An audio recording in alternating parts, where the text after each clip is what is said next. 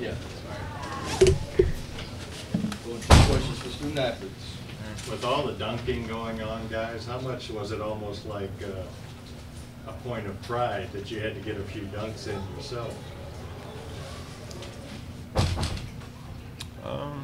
You know, it was just one of them things. You know, Coach Slice, he's been talking to us about going to the basket and stuff, and all that. Hitting the boards. Because they leave us out there.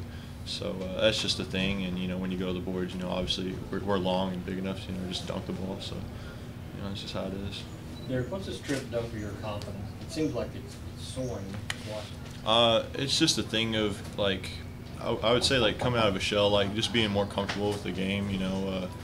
I'm just trying to find like my niche, where I fit in, and I'm starting to get there.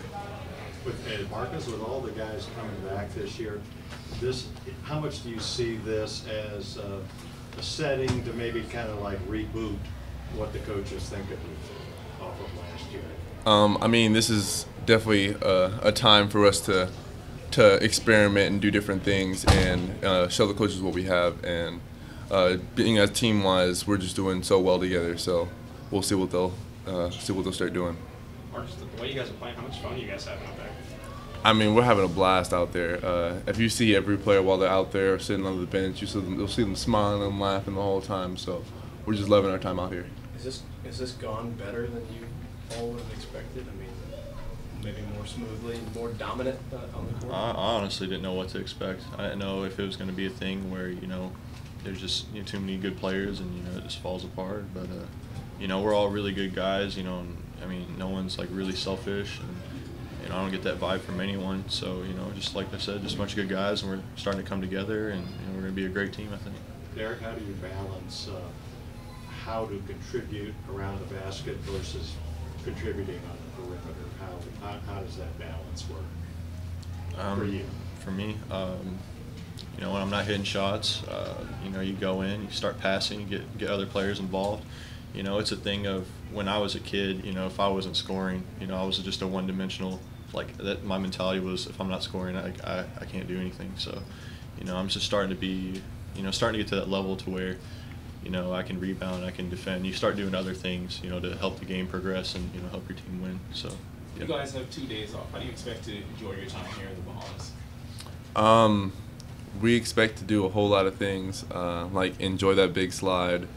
We're going to walk around, enjoy a whole bunch of things that we haven't seen yet, and experience new things. Same question. Oh, yeah, the BIS slide in Atlanta, so I went airborne in it. So, like, you got this bar or something, and it pulls you through, and I didn't know, like, what to expect, so I just flung myself through it, and I was, like, airborne through, like, a fair amount of the slide. So when I hit the bottom, all this water splashed in my face, and God, it was bad. But yeah, it was fun. It was fun. Marcus, Coach mentioned that you put on weight and are stronger. Is that true? How much have you put on? Yeah. How stronger are you? A solid 220, finally. That's good. So that little blurb on the thing isn't a lie about me being 220. I'm actually 220 for the first time. And it's actually helping me. I feel bigger. I feel more confident throwing my weight around and guarding bigger players. Who's surprised you most on this team so far this summer? I think who surprised me most is our guard Tyler. I didn't really know what to expect with him, knowing him he's smaller, but he's a bulldog inside. So he never back downs from anybody, and that's what I love about him. So when did that come across to you, Marcus? When did it dawn on you? He's little, or at least short, but he plays big. He's got a big heart. The day he came to play with us last year. Yeah, it was. And tried to fight. Who did he go after? DeMarcus. It was DeMarcus Cousins. And DeMarcus Cousins is a big person, so I wouldn't do nothing stupid like that. But he had that fight where he was like, "No, you're not. I'm not backing down from you." I'm like, "All right, well, let me help you with this. Let's back it up." But he wasn't stopping. So that's he got into it with DeMarcus? Yeah, he's an extremely tough kid. Yeah. For his size. Did DeMarcus just sort of flick him away, or how did that interaction go? I don't even remember, but it was just a friendly in a basketball game batter, Just talking back and forth. competitiveness. Yeah. When was this? This was when he was a recruit, or? Yeah, it was Just after came the to play season, pickup? I think. Mm-hmm. What was the mindset like for you guys coming into this season? Was there more of a sense of urgency to put it together as fast as possible to I mean, knowing as last year, we knew the hardest thing for us to do was to build a bond with each other. So that's what we tried to do more this year, knowing that we're veterans and we know how to do it. So we tried to play more pickup games together, be around each other more, just so we can get that bond, because we knew that was the hardest thing we had to do. Derek,